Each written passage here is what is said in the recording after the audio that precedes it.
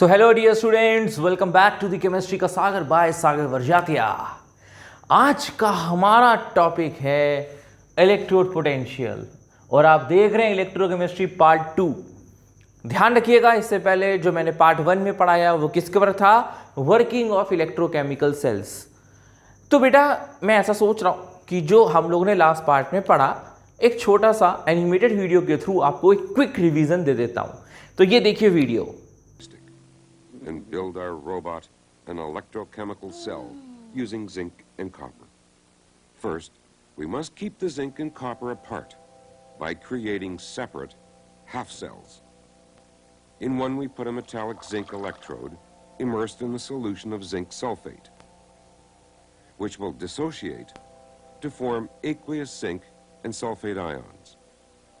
In the other, we place an electrode of metallic copper and a solution of copper sulfate containing copper and sulfate ions.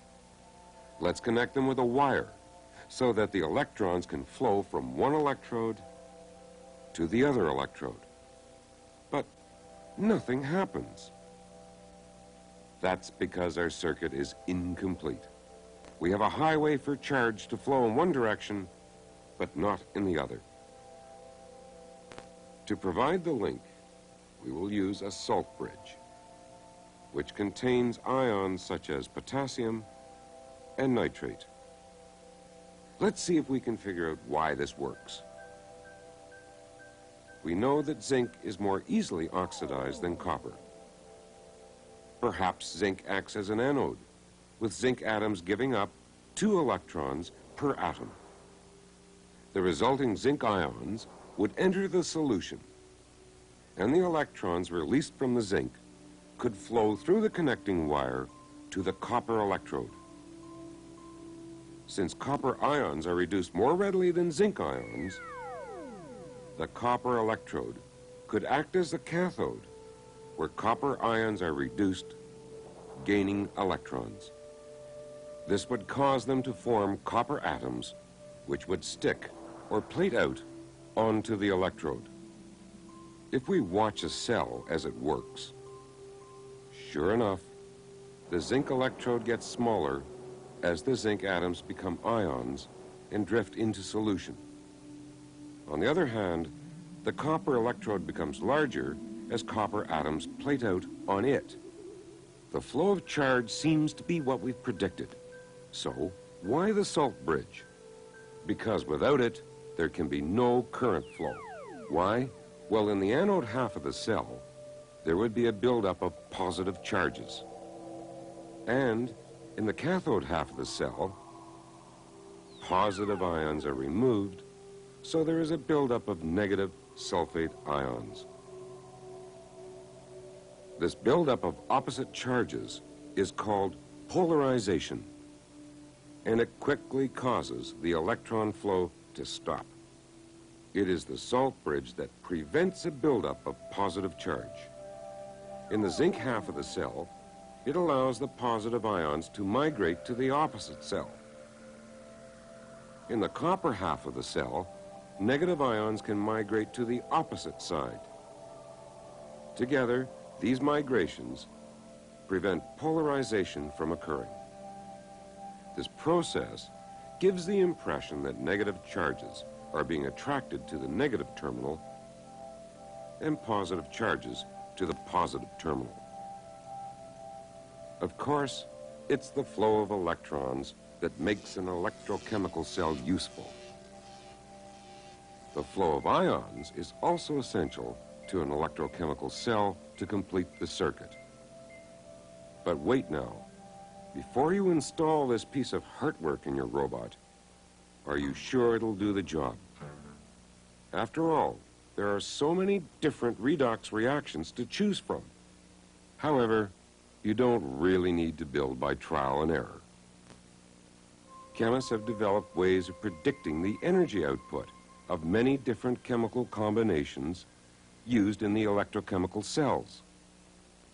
And that's the subject of our next chapter.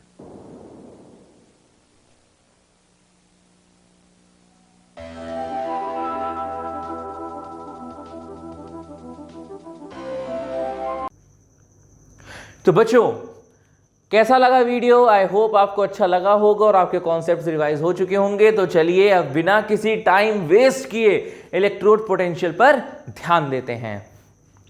तो बताइए, आपको electrode potential के नाम से आपको क्या समझ में आ रहा है?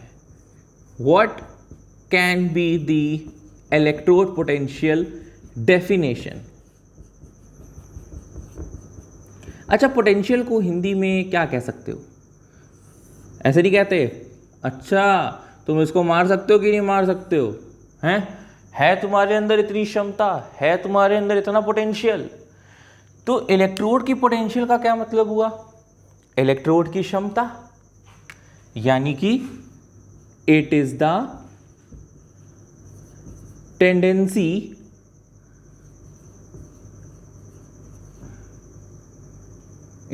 Tendency of an electrode. But काहे की क्षमता सर? किस क्षमता की आप बात कर रहे हैं? टू लूज और गेन इलेक्ट्रॉन्स, है ना? It is the tendency of an electrode to lose और गेन इलेक्ट्रॉन्स। कब? when it is kept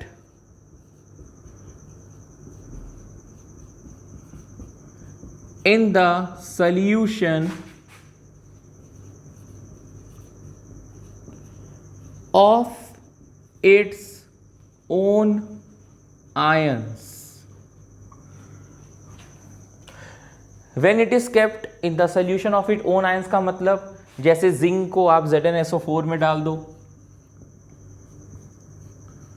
आपने एक मेटल इलेक्ट्रोड लिया और एक इलेक्ट्रोलाइट के अंदर डाल दिया। तो जैसे जिंक को ZnSO4 में डाल दो, Cu को CuSO4 में डाल दो, Pb को PbSO4 में डाल दो, Ag को AgNO3 में डाल दो। मतलब जिस मटेरियल का आप इलेक्ट्रोड ले रहे हो, इलेक्ट्रोलाइट भी आप उसके उसी एटमॉस्फेयर का लो, उसी के आयंस का लो।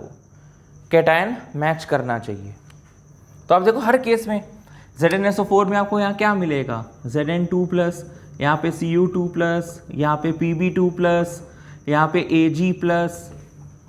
तो ये कहने का मतलब है, तो जब भी इलेक्ट्रोड अपने ही एटमॉस्फेयर में डाल दिया जाता है, डबो दिया जाता है, डिप्ड कर दिया जाता है, तो बच्चों उसके पास एक क्षमता आ जाती है, या तो वो अब इलेक्ट्रॉन लूज कर सकता है या वो इलेक्ट्रॉन को गेन कर सकता है।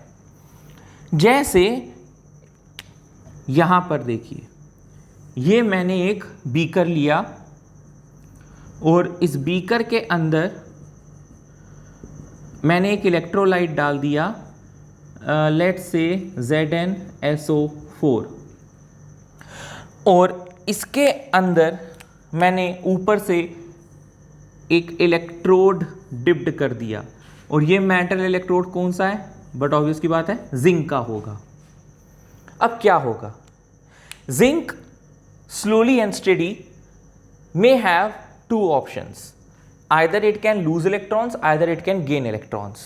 हम मान लेते हैं, हम लेट कर लेते हैं कि यहाँ पे जिंक ऑक्सीडाइज्ड हो रहा है, यानी कि जिंक ने अपना इलेक्ट्रॉन लूज किया, तो ये ऑक्सीडाइज्ड हो गया 2+ में और 2 इलेक्ट्रॉन्स निकल गए।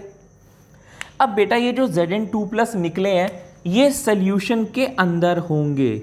Zn2+, Zn2+, Zn2+ हर तरफ तुमको सल्यूशन के अंदर दिखाई देंगे।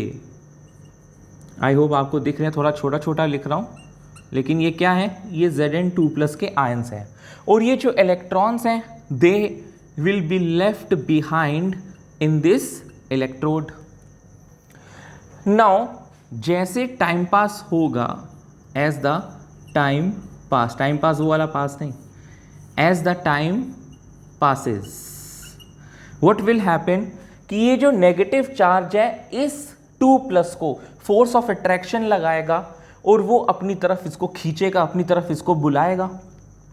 अब यार ऐसा थोड़ी ना होता रहेगा कि ये पूरा का पूरा जिंक पूरा डिसॉल्व ही हो जाएगा। हालांकि ऐसा हो सकता है, हल्का फुल्का आपने देखा था इलेक्ट्रोकेमिकल सेल जब हम लोगों ने पढ़ा था, तो जो चीज़ ऑक्सीडाइज हो रही थी उसका वेट लूज हो रहा था। लेकिन मैंने क्या कहा था, वहां पे भी इक्विलिब्रियम आ रहा था, तो यहां पे भी एक इक्विलिब्रियम पॉइंट आ जाता है। As a time passes equilibrium will be reached.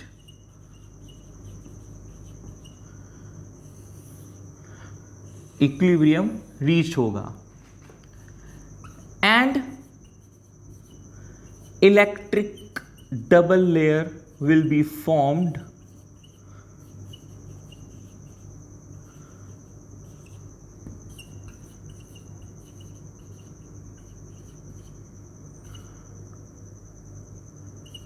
at the junction of electrodes। नहीं समझ में आया मैंने क्या बोला? देखो, आपने ये बीकर लिया हुआ था, आपने इसके ZnSO4 डाला था, आपने ये देखा कि उसके अंदर Zn2+ आयंस आ चुके हैं, और इस इलेक्ट्रोड ने अपने इलेक्ट्रॉन लूज किए हैं, मतलब they are left behind in this electrode. चूंकि इलेक्ट्रॉन्स यहाँ पे हैं, तो बेटा कुछ समय बाद यहाँ पे negative negative negative negative negative negative charge आ जाएगा। कब? जब इक्विलिब्रियम पॉइंट आ जाएगा। इक्विलिब्रियम पॉइंट मतलब क्या है यार, कि ये हर समय ऑक्सीडाइज नहीं होता जाएगा। समझना बात को, ये हर समय ऑक्सीडाइज नहीं होता जाएगा। एक क्षण ऐसा आएगा कि ये जो फोर्स ऑफ अट्रैक्शन लगा रहा है, ये नेगेटिव चार्ज इस पॉजिटिव चार्ज पे फोर्स ऑफ अट्रैक्शन लगा रहा है, जिसकी वजह से ये जो आयंस हैं, जो ये 2+ है, वो इसके एंड्स में एक्यूमुलेट होने लगेंगे। तो वो इक्विलिब्रियम पॉइंट में आपको कुछ इस तरीके का सिनेरियो दिखेगा। बीकर होगा, इलेक्ट्रोड होगा, इलेक्ट्रोड के अंदर नेगेटिव चार्ज और उसके जस्ट बगल में पॉजिटिव चार्ज, तो इलेक्ट्रिक डबल लेयर फॉर्म हो गई। ठीक है, इलेक्ट्रिकल डबल लेयर मतलब चार्जेस के टर्म्स में मैं बात कर रहा हूं, at the junction of the electrode. तो यहां से हम पोटेंशियल डिफरेंस क्रिएट करेंगे और इसी को इलेक्ट्रोड पोटेंशियल कहते हैं, क्योंकि जब भी नेगेटिव पॉजिटिव आता है तो वहां क्या आता है यार, पोटेंशियल डिफरेंस क्रिएट हो जाता है ना। तो इसी को क्या कहेंगे, इलेक्ट्रोड पोटेंशियल। यानी कि सर इलेक्ट्रोड पोटेंशियल की एक परिभाषा हम और लिख सकते हैं जाने अनजाने में, वो क्या रहेगी, आइए देखते हैं। It can also be defined as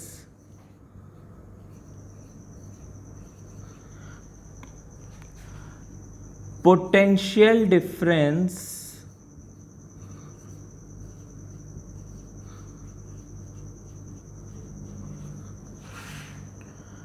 obtained between metal electrode and its ions in the solution। तो ये पोटेंशियल डिफरेंस क्रिएट हुआ था कहां पे, मेटल इलेक्ट्रोड में, और ये पॉजिटिव चार्ज किस वजह से हैं, जो आयंस थे सॉल्यूशन में, उसकी वजह से। I hope you have got the concept. तो बच्चों, जिस तरह से मैंने आपको ऑक्सीडेशन पोटेंशियल बताया, उसी तरीके से मैं रिडक्शन पोटेंशियल भी बताता हूं। अभी मैंने क्या बोला कि इलेक्ट्रोड पोटेंशियल दो तरीके के होते हैं, one is the oxidation potential, और ऑक्सीडेशन पोटेंशियल का आपने एग्जांपल क्या देखा, Zn gives Zn2+ plus 2 electron. दूसरा टाइप क्या हो सकता है, रिडक्शन पोटेंशियल। अब इनकी डेफिनेशंस की बात करते हैं। पहले रिडक्शन पोटेंशियल समझ लो। जैसे एक एग्जांपल ले लो, Cu2+ + 2 इलेक्ट्रॉन लेकर Cu में कन्वर्ट हो रहा है, तो आप क्या करो, एक फिर से बीकर लो, बीकर के अंदर कॉपर सल्फेट का सॉल्यूशन डालो। अच्छा बच्चों, जब आप कॉपर सल्फेट डालोगे तो लाजमी है कि इसके अंदर क्या होंगे, Cu2+ और SO4 2- आयंस। ऊपर से तुमने यहाँ पे रॉड डिप कर दी जो कि किसकी थी, कॉपर की थी। तो कॉपर के जो ये Cu2+ के आयंस हैं, लेट हम लोग लेट कर लेते हैं इस रिएक्शन के हिसाब से कि रिड्यूस्ड हो रहे हैं, मतलब 2 इलेक्ट्रॉन्स को गेन कर रहे हैं। तो ये 2 इलेक्ट्रॉन कहां से गेन करेंगे, मेटल इलेक्ट्रोड से खा लेंगे। Cu2+ will tends to gain the electron from this electrode। तो जैसे इलेक्ट्रोड से इलेक्ट्रॉन को खा लिया तो इस इलेक्ट्रोड के पास तो कुछ नहीं बचा, तो क्या आ जाएगा यहाँ पे, पॉजिटिव चार्ज आ जाएगा। याद करो पिछला वाला केस ऑक्सीडेशन पोटेंशियल, वहां पे नेगेटिव नेगेटिव चार्ज आ रहा था, किसकी वजह से आ रहा था, वहां पे इलेक्ट्रॉन्स लूज हो रहे थे, इलेक्ट्रोड के अंदर थे। तो यहाँ वहां पे नेगेटिव नेगेटिव था, चूंकि यहाँ वाले जो मेटल इलेक्ट्रोड के जो इलेक्ट्रॉन्स थे वो किसने खा लिए, Cu2+ वाले आयंस ने खा लिए और Cu में कन्वर्ट हो गए। तो यानी कि यहाँ पे पॉजिटिव चार्ज आ गया। फिर से क्या होगा कि ये जो पॉजिटिव चार्ज टर्मिनल में या एजेस में या जंक्शन पे जो क्रिएट हुआ है वो सॉल्यूशन में बैठे SO4 आयंस को क्या करेगा, अपनी तरफ अट्रैक्ट करेगा। पॉजिटिव चार्ज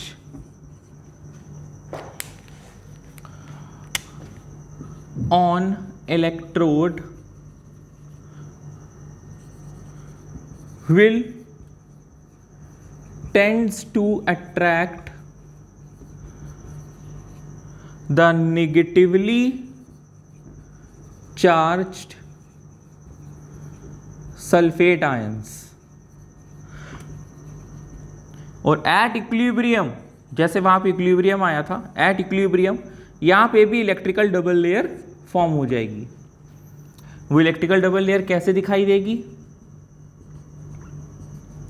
आई थिंक आप इमेजिन कर पा रहे होगे कि सर यहाँ पे पॉजिटिव पॉजिटिव पॉजिटिव तो था ही, SO4 आयंस की वजह से यहाँ negative negative negative negative negative ions आ गया। तो ये क्या हो गया, ये आपका रिडक्शन पोटेंशियल हो गया।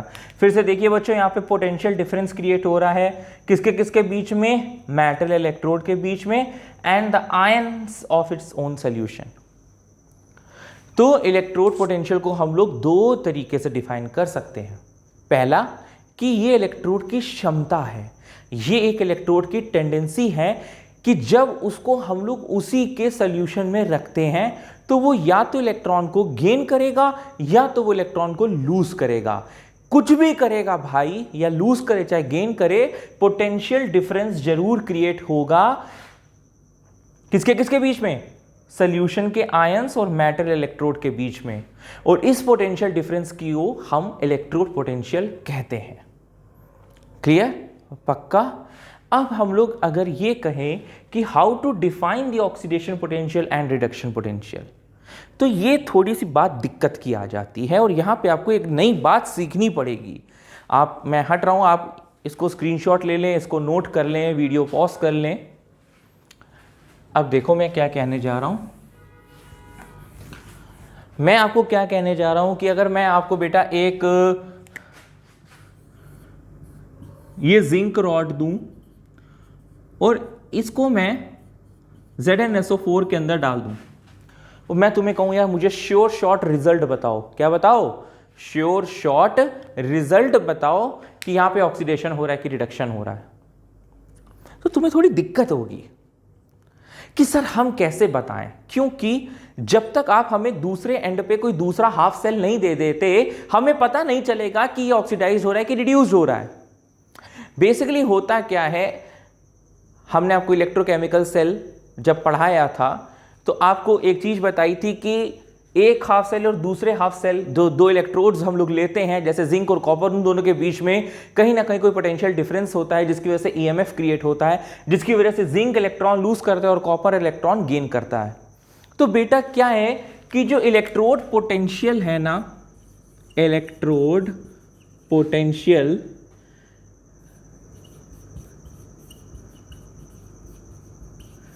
Is a relative tendency.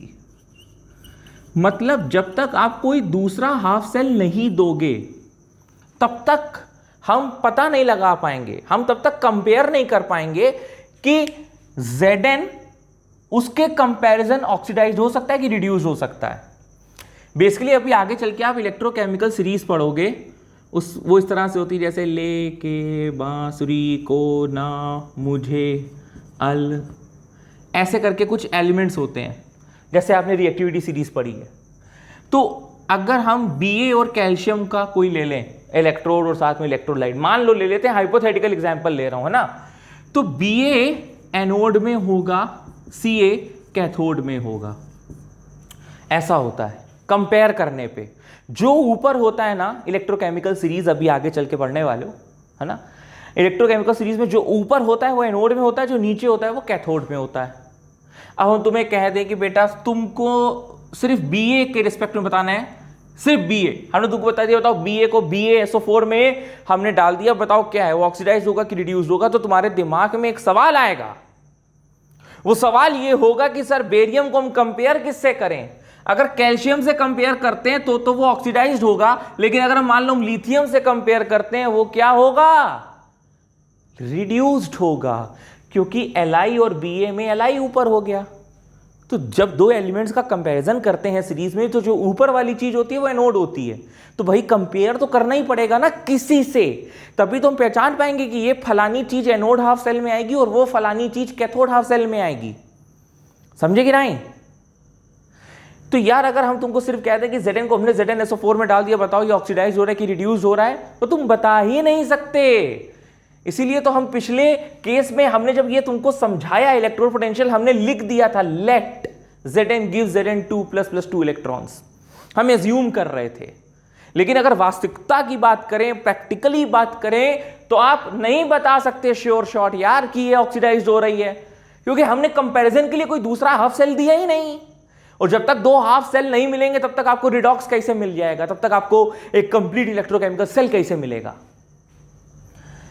इसीलिए electrode potential is a relative tendency. Relative tendency का मतलब समझ गए ना, किसी से रिलेट करोगे, किसी से कंपेयर करोगे, तभी पता चल पाएगा। अब ऐसे मैं आपसे कहूं, आप जो आप मुझे देख रहे हो, आपका मैंने इलेक्ट्रोकेमिस्ट्री चैप्टर का टेस्ट लिया और आपके 30 में 20 आ गए, 30 में 20 आ गए। तो अब आप किसी से कंपेयर करोगे तभी तो पता चलेगा कि आपके मार्क्स अच्छे हैं कि बुरे हैं, आप फर्स्ट हो कि लास्ट हो, है ना। अपने कोई देख लोगे तो आप बता ही नहीं सकते कि आप फर्स्ट हो कि लास्ट हो। आपको किसी से कंपेयर करना पड़ेगा। मान लो आपका दोस्त एक अजय है, उसके 25 हैं, तो आप उसके कंपैरिजन क्या हो, बेकार हो। और एक आपका दोस्त है जिसका नाम रोहित है और उसके मार्क्स आए हैं 15, तो आप खुश हो जाओगे, जीत जाओगे, अरे यार हमने तो उससे अपने मार्क्स रिलेट किए, कंपेयर किए, तो मेरे तो ज्यादा हैं। तो उसी तरह electrode potential is a relative tendency. तो नोट पे एक बात याद रखना,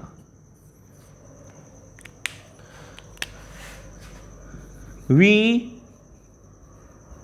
can not calculate the absolute value of any single electrode. We need some another half cell to compare because electrode potential is a relative tendency. Therefore, we cannot calculate the absolute value of any single electrode. To overcome this problem,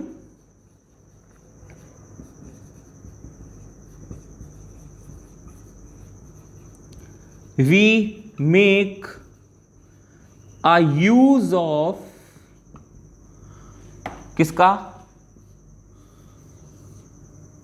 reference electrode.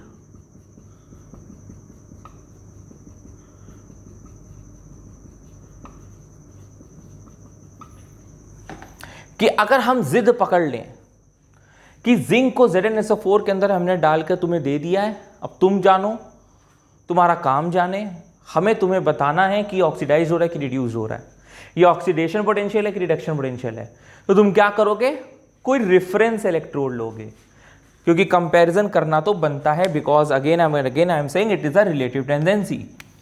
तो ये जो reference electrode आप लेते हो अपने इस chapter में, अपने इस जीवन में, अपने इस इलेक्ट्रोकेमिस्ट्री में, उसको बोलते हैं शी या NHE।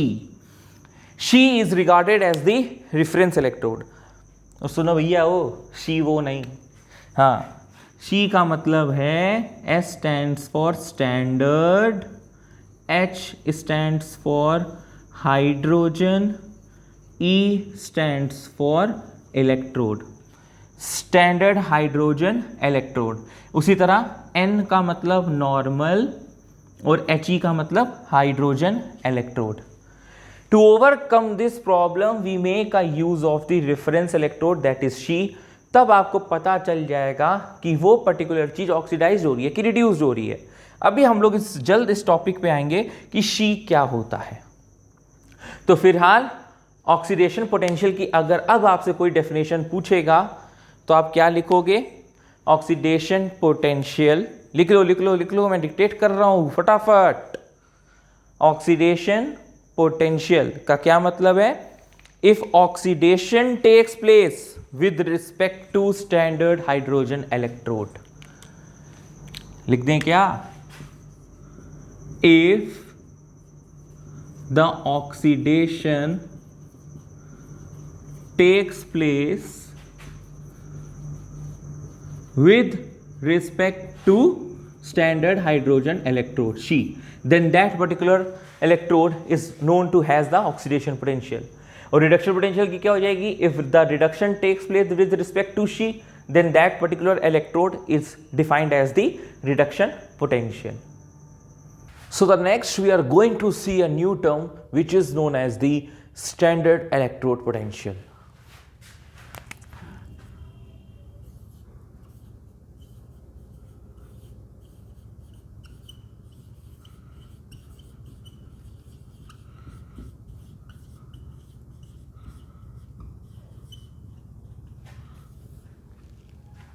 स्टैंडर्ड इलेक्ट्रोड पोटेंशियल को E0 से रिप्रेजेंट किया जाता है, कैपिटल E और उसके ऊपर इस तरह से 0।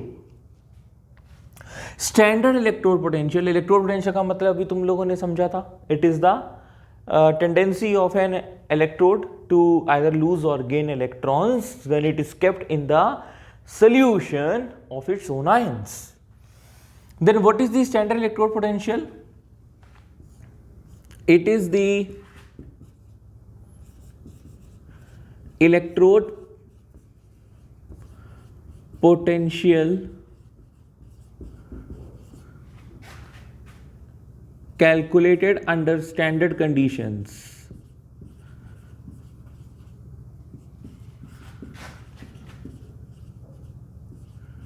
and what does these standard conditions means that standard conditions का क्या मतलब है कि स्टैंडर्ड टेम्परेचर होना चाहिए कितना? 298 केल्विन।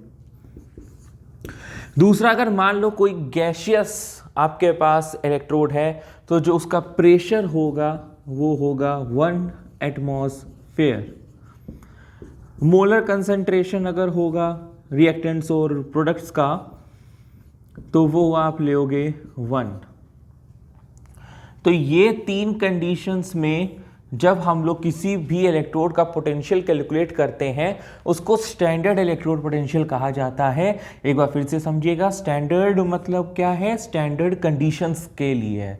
स्टैंडर्ड कंडीशन मतलब temperature 298 kelvin, molar concentration 1 m और अगर प्रेशर कंसीडर कर रहे हैं तो 180 m। अगर इन तीनों में से कोई भी चीज़ चेंज हो जाती है तो वो फिर स्टैंडर्ड नहीं कहलाई जाती है। हम लोगों को एक बुक्स में टेबल दिया होता है और वो जो टेबल है वो रिडक्शन पोटेंशियल के आधार पे है। रिडक्शन पोटेंशियल के आधार पे आपको बुक्स में E0 की वैल्यूज दी हुई हैं जो कि आपको लर्न नहीं करनी है, ठीक है। और वो जो इलेक्ट्रोकेमिकल सीरीज है या वो जो रिडक्शन पोटेंशियल जो दिया हुआ है वैल्यूज, वो एक सीक्वेंस के हिसाब से दिया गया है। तो उसके लिए हम आपको चाहेंगे कि आप ये इलेक्ट्रोकेमिकल सीरीज याद कर लो। इलेक्ट्रोकेमिकल सीरीज को याद करने के लिए मैं आपको एक पहले कहानी समझाता हूँ, उस कहानी को बड़े ध्यान से सुनना। वो कहानी कुछ इस हिसाब से जा रही है कि एक बार आपको ऐसा सूझा कि सर मुझे ना बांसुरी बजाना सीखना है। वाह भाई, शौक है, शौक बड़ी चीज होती है। तो बांसुरी बजाना सीखना, और वो भी किस में, चप्पा चप्पा चरखा चले में। वो नहीं है, चप्पा चप्पा चरखा चले, वही बिल्कुल सही। तो आपने एक मास्टर जी को हायर किया, उनका नाम था अल मियां जी। क्या नाम था? अल मियां जी। उन्होंने, आप उनके पास गए और आपने कहा, अल मियां जी आप हमारे पास आइए और हमारे घर में आकर मुझको बांसुरी बजाना सिखाइए, चप्पा चप्पा चरखा चले। तो कहते देखो भैया ऐसा है, आज हमारा टाइम ओवर हो चुका है, हम आपके घर में कल आएंगे, ये आप सीडी पकड़ो और इस सीडी के अंदर जो रिकॉर्डिंग है उसको सुनो और उसको प्रयास करो, मैं कल आता हूँ। इससे में आपकी ईगो हर्ट हो गई, यार बताओ हम इनसे मांगने गए हैं कुछ और इन्होंने हमको मना कर दिया। अच्छी बात है। तो आप घर जाते हो और आप अपने आप से ही उठाकर बजाने लगते हो, आप सुनते ही नहीं हो रिकॉर्डिंग। अब अगले दिन आपके मास्टर अल मियां जी आपके पास आते हो और आपसे कहते हैं कि भैया क्या तुमने मेरी दी हुई सीडी को सुना था? तुमने कहा नहीं। इतने में वो तुम्हें बांसुरी उठा के मारने लगते हैं, तो अपने बचाव में तुम क्या कहोगे? ये कहोगे,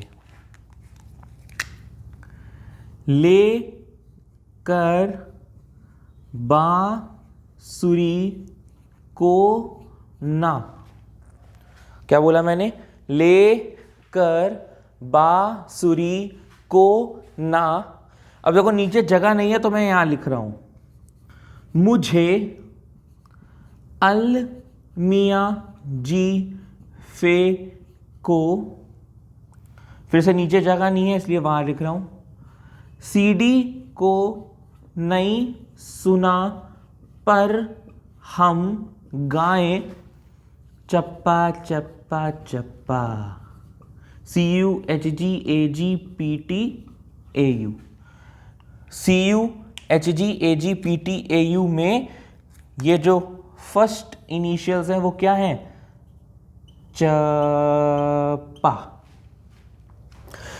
तो ये अगर आपको इलेक्ट्रोकेमिकल सीरीज याद है ना, ये वैसे तो एक सीधी एक लाइन में आनी चाहिए, चूंकि जगह कम थी इसलिए मैंने इसको उल्टी उल्टी लाइनों में लिख दिया है। आइए एक बार फिर से देखते हैं क्या करना है। ले कर बांसुरी को ना, मुझे अल मियां जी फे को सीडी को नहीं सुना पर हम गाएं चप्पा चप्पा। ये आ गई एक सीधी सीधी लाइन में, है ना। अब वीडियो को आप रिवाइंड करके तरोड़ मरोड़ के आप अपने आप से देख सकते हो, न्यूमोनिक्स को सीख सकते हो। अब जानते हो बच्चों, इलेक्ट्रोकेमिकल सीरीज को याद करने का क्या फायदा मिलेगा आपको? बहुत। अभी होगा क्या, स्टैंडर्ड इलेक्ट्रोड पोटेंशियल को जब भी आपको मेजर करना होगा या जब भी आपको सिर्फ इलेक्ट्रोड या ईएमएफ निकालने को पूछा जाएगा या ई सेल निकालने को पूछा जाएगा, तो आपको ये बताना होगा सबसे पहले क्वेश्चन में कि कौन सी चीज एनोड में है और कौन सी चीज कैथोड में है। अब जैसे वहीं इलेक्ट्रोकेमिकल सेल की बात कर लो यार, हमने जिंक को ZnSO4 में डाला और कॉपर को कॉपर सल्फेट में डाला। अब हम तुमसे पूछें, बताओ भैया किस चीज को एनोड में ले और किस चीज को कैथोड में ले, है ना। तो अगर तुम्हें ये इलेक्ट्रोकेमिकल सीरीज याद है तो याद रखना, जो ऊपर होगा वो हमेशा एनोड में जाएगा। तो बेटा देखो जिंक कहां है, ये रहा जिंक और कॉपर। तो कॉपर वाला हमेशा कैथोड में होगा एज कंपैरिजन टू जिंक, क्योंकि जिंक ऊपर है तो जिंक कहां होगा? एनोड में होगा। जो ऊपर होगा वो एनोड में होगा।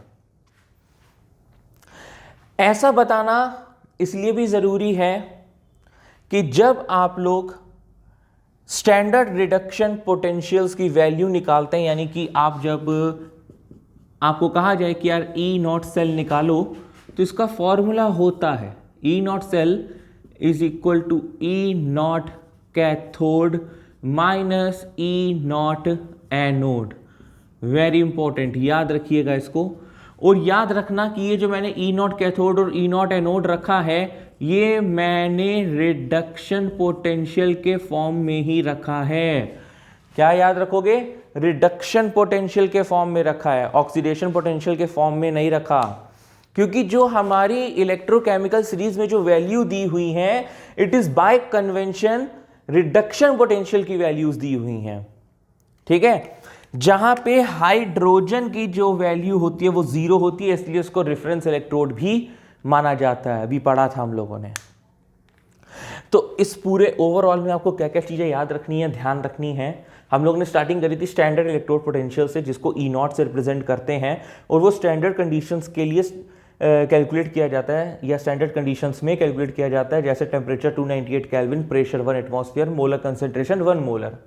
और भाई बीए का, एसआर का, जेडएन का, सबका एक फिक्स्ड ई नॉट होता है, सबका एक फिक्स्ड ई नॉट होता है। और हमारे टेबल्स में जो वैल्यूज दी हैं बुक्स में, वो किसके हिसाब से हैं? रिडक्शन पोटेंशियल के हिसाब से हैं। यानी कि जिंक का, अब जैसे यार वाटर का अपना एक फिक्स्ड बॉइलिंग पॉइंट है, अल्कोहल का अपना एक अलग फिक्स्ड बॉइलिंग पॉइंट है, उसी तरीके से ये हर मेटल्स का, यहां से लेकर लिथियम से लेकर AU तक, इनका एक fixed standard reduction electrode potential है। यानी कि ई नॉट की फिक्स्ड वैल्यूज हैं।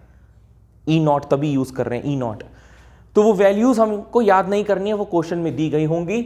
अगर हमें ई नॉट सेल निकालने को पूछा जाएगा तो हम बस ये फॉर्मूला याद रखेंगे, E nought cathode minus E nought anode. कैसे पहचानेंगे कोई चीज एनोड में है या कोई चीज कैथोड में है? उसका आसान तरीका मैंने आपको बता दिया कि अगर आप ये सीरीज याद रखते हैं तो दो में से एक चीज हमेशा आप कंपेयर कर सकते हो। जो चीज ऊपर होगी वो एनोड में होगी, और जो चीज नीचे होगी वो कैथोड में होगी। ठीक है, आइए इस पर बेस्ड एक आध क्वेश्चन करते हैं, वरना न्यूमेरिकल्स के लिए हम लोग नेक्स्ट वीडियो में अलग से देखेंगे, उसमें पूरा न्यूमेरिकल्स ही होगा। तो ये रहा आपके सामने question. A cell is prepared by dipping a copper rod in 1 molarity CuSO4 solution and a nickel rod in 1 molar NiSO4 solution, given that ये दोनों के ई नॉट्स दिए हैं और ये कुछ पार्ट्स पूछे। कभी भी इस तरीके का क्वेश्चन आए तो the very first thing what you have to see या what you have to check is whether the electrode potential values given are in the oxidation terms or in the reduction terms. What I mean to say is that यहां पर ई not के नीचे क्या लिखा है? Copper slash copper 2+, यानी कि ये इस समय इसका ऑक्सीडेशन पोटेंशियल गिवन है। ऑक्सीडेशन का मतलब क्या होता है बेटा? Increase in oxidation state. तो देखो यहां पे कॉपर का 0 ऑक्सीडेशन स्टेट है, स्लैश के बाद Cu2+, यानी कि 0 से 2+, यानी कि इंक्रीज इन ऑक्सीडेशन। यानी कि ये जो ई नॉट है इसको तुम रीड कैसे करोगे कि sir this is the standard electrode oxidation potential of copper. ये जो छोटा सा वर्ड लिखा है बच्चों को इसको पढ़ना नहीं आता।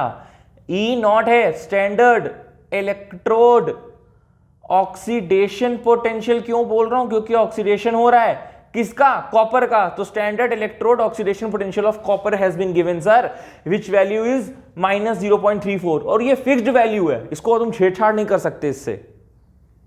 नेक्स्ट, ई नॉट Ni/Ni2+, तो फिर से इसको बताओ कैसे पढ़ेंगे? ऑक्सीडेशन है कि रिडक्शन? ये भी ऑक्सीडेशन पोटेंशियल के टर्म्स में गिवन है, 0 से 2+, ठीक है, ये भी ऑक्सीडेशन पोटेंशियल है। तो standard electrode oxidation potential of nickel has been given +0.25। लेकिन जो हमारा बाई कन्वेंशन जो हम लोगों को वैल्यूज लेनी है ई नॉट सेल में, ई नॉट सेल अगर निकालने को पूछा गया है, ये देखो what will be the E nought cell. तो ई नॉट सेल का फॉर्मूला भी क्या देखा? E nought cathode minus E nought anode. लेकिन रिडक्शन पोटेंशियल के टर्म्स में देखना है, रिडक्शन पोटेंशियल, तो हम लोग क्या करेंगे, इनकी वैल्यूज को बदल देंगे। आप जानते हो ऑक्सीडेशन और रिडक्शन एक दूसरे के एकदम अपोजिट होते हैं। ऑक्सीडेशन अगर कहता है लॉस ऑफ इलेक्ट्रॉन तो रिडक्शन कहता है गेन ऑफ इलेक्ट्रॉन। तो ऑक्सीडेशन में अगर कोई चीज पॉजिटिव है तो रिडक्शन में वो चीज नेगेटिव हो जाएगी। तो हमेशा याद रखना oxidation potential is equal to negative the reduction potential. तो अगर ऑक्सीडेशन पोटेंशियल में किसी की वैल्यू पॉजिटिव है तो रिडक्शन में उसकी नेगेटिव हो जाएगी, और अगर ऑक्सीडेशन पोटेंशियल में उसकी वैल्यू पॉजिटिव है तो रिडक्शन पोटेंशियल में उसकी वैल्यू नेगेटिव हो जाएगी, मतलब वाइस वर्सा हो जाएगा, बाकी मैग्नीट्यूड सेम रहेगा।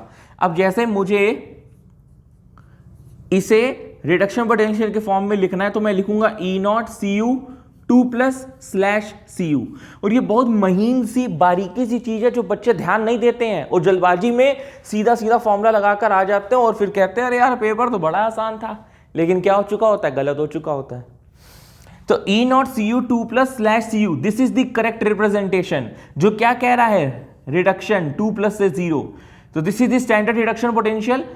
इसका ऑक्सीडेशन पोटेंशियल -0.34 था, तो रिडक्शन पोटेंशियल इसका बस क्या हो जाएगा, साइन पलट जाएगा, माइनस का प्लस हो जाएगा। सिमिलरली E0 Ni2 + से Ni प्लस था तो -0.25। अच्छा, अभी जो तुम लोगों को मैंने इलेक्ट्रोकेमिकल सीरीज याद करवाई उसमें देखो निकिल ऊपर है कि कॉपर ऊपर है। लेके बांसुरी को ना मुझे अलमिया जी फे को CD को नहीं सुना, नहीं Ni आ रहा है, Ni ऊपर है यार। और अगर Ni ऊपर है तो Ni वाला क्या हो गया, एनोड हो गया, और कॉपर वाला क्या हो गया, कैथोड हो गया। E0 कैथोड -E0 एनोड, मतलब रिडक्शन पोटेंशियल के टर्म्स में दिखना है। किसके टर्म्स में, रिडक्शन पोटेंशियल। तो E0 कैथोड में क्या लिखेंगे, 0.34 की वैल्यू -0.25, तो E0 सेल हमारा आ गया प्लस का 0.59 वोल्ट। और भी कुछ पार्ट्स दिए हैं, कह रहे हैं what will be the cell reaction. तो सेल रिएक्शन के लिए हम क्या करेंगे, पहले लिखेंगे oxidation half cell reaction, oxidation half reaction, और लिखेंगे reduction half reaction. Oxidation half reaction वहां पे होगी जहां पे क्या होगा, एनोड होगा। एनोड कहाँ है, एनोड में क्या है, निकिल है, तो निकिल ऑक्सीडाइज्ड होगा। Ni gives Ni2+ + 2 electron. समझ में आ रहा है कि हम जब दो चीजें देंगे तो आप लोग इलेक्ट्रोकेमिकल सेल में कैसे पहचानोगे कौन सी चीज एनोड में और कौन सी चीज कैथोड में है। तो Ni गिव्स Ni2+ + 2 इलेक्ट्रॉन। और रिडक्शन हाफ रिएक्शन क्या लिखेंगे, रिडक्शन मतलब कैथोड वाली साइड, और कैथोड में क्या है, कॉपर है, तो Cu2+ + 2 इलेक्ट्रॉन गिव्स Cu। अब हमसे सेल रिएक्शन पूछ रहा है। सेल रिएक्शन मतलब इन दोनों को ऐड कर दो। इन दोनों को ऐड कर देंगे तो 2 इलेक्ट्रॉन तो कैंसिल हो गए। रिएक्टेंट एक तरफ, यानी कि Ni + Cu2+ gives Ni2+ + Cu। This is the cell reaction. What will be the E0 cell, plus 0.59 volt, ये निकाल दिया। Which electrode is the positive, तो देखो हमने आपको एलोन पढ़ाया था ना, LOAN, anode left hand side oxidation negative होता है, एनोड वाला नेगेटिव है तो कैथोड वाला पॉजिटिव है, और कैथोड में क्या है, कॉपर है। तो ये आपसे पूछ रहा है विच इलेक्ट्रोड इज पॉजिटिव, तो आप लिख देना कॉपर वाली, या स्लैश करके लिख देना कैथोड। तो टीचर को जिस टर्म्स में भी चाहिए होगा आपका आंसर सही होगा। How will the cell be represented, पिछले लेक्चर में जो लास्ट में चीज बताई थी कि सेल का नोटेशन कैसे करते हैं, तो सेल का नोटेशन कैसे करेंगे, एनोड लेफ्ट हैंड साइड में, बीच में सॉल्ट ब्रिज, और राइट हैंड साइड में कैथोड। एनोड में क्या आ रहा है, निकिल आ रहा है, तो निकिल डैश Ni2+, Ni2+ का मोलर कंसेंट्रेशन 1m गिवन है तो वो भी लिख देंगे। बीच में सॉल्ट ब्रिज आ रहा है तो ऐसे डबल स्लैश डालेंगे। कैथोड में रिडक्शन होता है तो Cu2+, और इसका मोलर कंसेंट्रेशन भी 1 मोलैरिटी है, ये गिवन है ना, 1 मोलैरिटी CuSO4, 1 मोलैरिटी NiSO4, और फिर स्लैश करके कॉपर। तो ये आपका सेल नोटेशन हो गया, या ये कह लो ये आपका सेल रिप्रेजेंटेशन हो गया। ये मैं कैमरे को इधर कर देता हूं, आपको कुछ दिख नहीं रहा होगा, अब दिख रहा है सब कुछ सही। स्क्रीनशॉट ले लो, नोट्स बना लो, फिर हम लोग आगे बढ़ते हैं। तो यहाँ पे एक फटाफट बात कर लेते हैं स्टैंडर्ड हाइड्रोजन इलेक्ट्रोड की। उसका कंस्ट्रक्शन और डायग्राम कुछ इस तरीके से दिखाई देता है और आपको इसको लर्न करने की कोई भी आवश्यकता नहीं है, ठीक है। यहाँ पे हम क्या देख रहे हैं कि यहाँ पे 1 molarity HCl solution will act as the electrolyte. एक वायर के थ्रू यहाँ पे एक प्लेटिनम का थोड़ा सा टुकड़ा लिया गया है जिसको प्लेटिनम से ही कोट किया गया है PT ब्लैक, और इस होल से हाइड्रोजन गैस को पास कराया जाता है अंडर 1 बार प्रेशर। तो ये एक सिंपल हाइड्रोजन इलेक्ट्रोड इस तरह से दिखाई देता है। इसमें कुछ खास बातें जो आपको याद रखनी है कि इसका स्टैंडर्ड चाहे ऑक्सीडेशन हो चाहे रिडक्शन पोटेंशियल हो वो 0 होता है।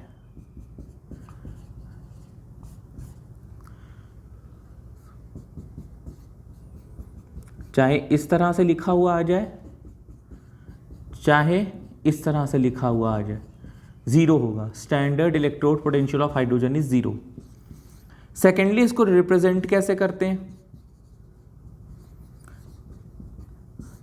कभी भी आपको क्वेश्चन में हाइड्रोजन इलेक्ट्रोड का यूज होता हुआ दिखाई देगा तो क्वेश्चन में कहीं ना कहीं किसी कोने में इस तरह से चीज लिखी होगी, platinum comma H2 gas slash H+1 molar. तो समझ जाना कि तुम्हारा हाइड्रोजन इलेक्ट्रोड का इस्तेमाल हुआ है। अब इसको उल्टा भी लिख सकते थे H+H2, क्योंकि ये ऑक्सीडेशन भी एक्ट कर सकता है, रिडक्शन भी एक्ट कर सकता है। एनोड में भी हो सकता है, कैथोड में भी हो सकता है। इसकी रिएक्शन कैसे दिखती है? H2 gas 2H plus 2 electron gives H2। ये इसकी रिडक्शन हो गई। इसका जस्ट उल्टा कर दोगे तो ऑक्सीडेशन। तो ये 3 बातें आपको ध्यान रखनी है। और चौथी बात है इसकी लिमिटेशन। देखो बेटा, इसके अंदर 1 बार प्रेशर पे हाइड्रोजन गैस को जो आपने डाला था उसे मेंटेन करना बहुत मुश्किल है, वो मेंटेन आसानी से नहीं हो पाएगी। इसलिए हाइड्रोजन गैस यहाँ पे एज अ लिमिटेशन का काम करेगी, जिसकी वजह से हम लोग शी को इग्नोर भी कर सकते हैं एट सम टाइम्स। तो उसका अल्टरनेटिव क्या है? इसका अल्टरनेटिव है कैलोमेल इलेक्ट्रोड। अब ये सब आपके कोर्स में नहीं है, लेकिन हाँ इसका नाम आप जान सकते हो कि what will be the alternative if we don't use hydrogen as the standard electrode. कोई तो रेफरेंस इलेक्ट्रोड चाहिए होगा ना, so as to calculate the electrode potential of the single electrode, क्योंकि electrode potential is the relative tendency, it is not the absolute tendency. तो हम लोग कैलोमेल electrode को इस्तेमाल कर सकते हैं। It is the alternative for she. और क्या दिक्कत आती है, यहाँ पे जो आपने प्लैटिनम लिया है ये जो ईजिली पॉइजनड हो जाता है बाय सम इम्प्योरिटीज, और जब ये पॉइजन हो जाएगा तो भी दिक्कत। तो यहाँ पर इस लेक्चर में इतना ही। अब नेक्स्ट पार्ट में हम लोग सॉल्व करेंगे कुछ numericals related to part 1 and part 2। Till then stay tuned to chemistry का सागर बाय सागर वर्जातिया।